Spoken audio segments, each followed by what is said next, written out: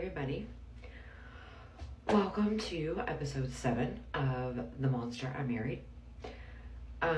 So moving forward, I think I'm gonna do like one of these a day.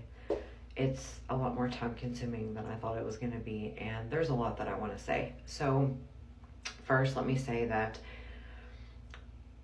there was one thing I had going on in private that prevented me from saying certain things. That is taken care of. So moving forward, my name is Rachel Anderson.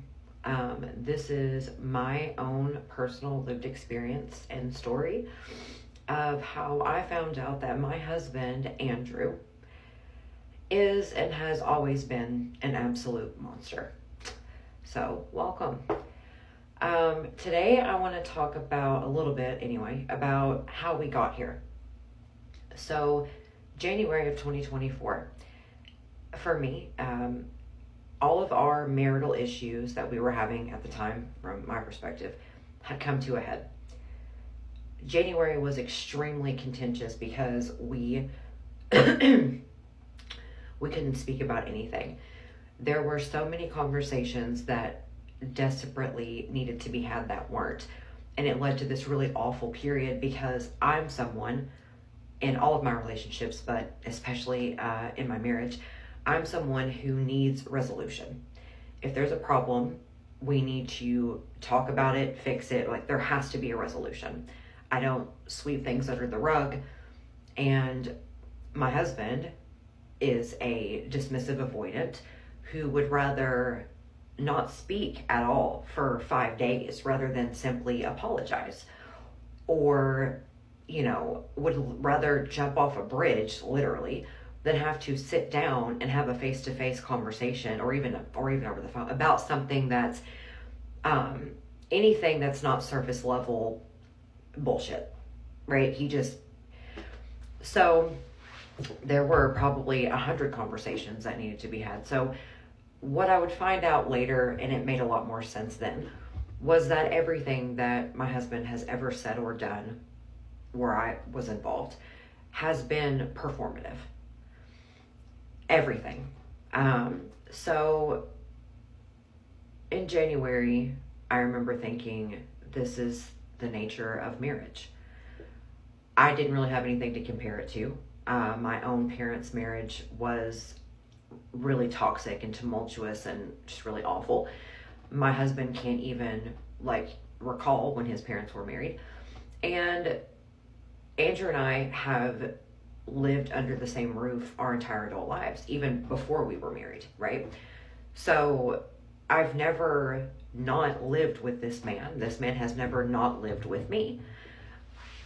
Our life, we've been together at this point longer than anyone we know. And, regardless of us being married or not, our relationship had reached a point of, like I said, almost 2 decades where we couldn't, who we're going to talk to, like nobody else that we knew.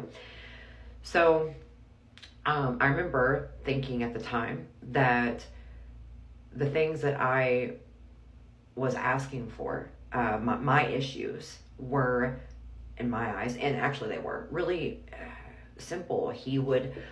Now that I'm out of it, I understand. I know now what weaponized incompetence is. I know what manipulation and gaslighting looks like in these terms. But I remember all I was asking was, participate in the household that you live in. Participate in your marriage. You spend more time caring about any and everything else outside of this house. You don't do anything inside of this house. Why do we both work full time? And I'm on my feet all day. I come home and I don't sit down for the first 2 hours that I'm home. Anything to do with the kids, that's on me. Anything to do with the house, that's on me. Why am I the only one cooking, cleaning, doing homework, taking care of the animals? Why am I the only one doing that when we're both working full time? And he would be like, oh, well, the boys can't do that. And I said, the boys have chores. They do. They participate in this household every day. Why are you the only one who, for some reason, you think that you shouldn't have to participate in this household every day? So that was one thing. And also, me having to keep going back to that, yeah, but like we'd have these long conversations about it, and he just would say anything performative to pacify me. Yeah, babe, you're right. I'm so sorry about, this and this.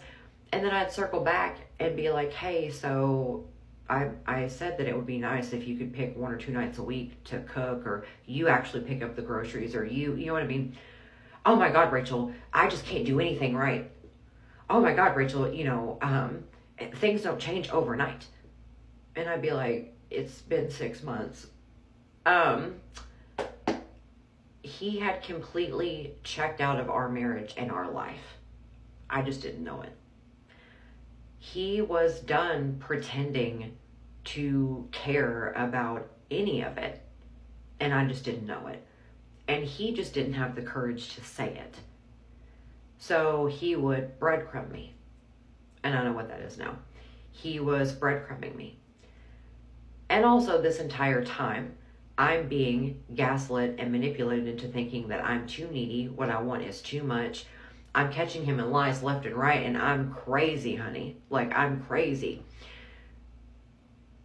It was all, I was about to blow the lid off of all of it, and I just had no idea.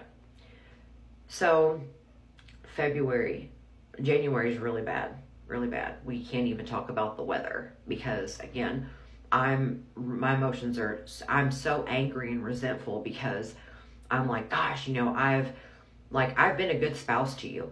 Like, I've been a damn good spouse to you, and you can't even participate in this. I'm so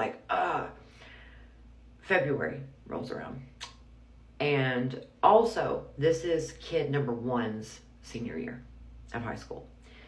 So I'm also angry because we're at the finish line with kid number one. And I want this year to be celebrated, right? I want this year to be celebrated. And it's filled with all of this horrible stuff happening in my marriage. And I'm also noticing there's some things that I don't want to say because, like I said, even though my kids know that this is going up, I'll just say that things that I thought he would be just as thrilled about as me, he wasn't. Not at all. Not at all. Didn't want to participate in anything that was going on with senior year. Absolutely nothing. And that was not only heartbreaking, but I couldn't understand it. I was so confused and angry. So February rolls around.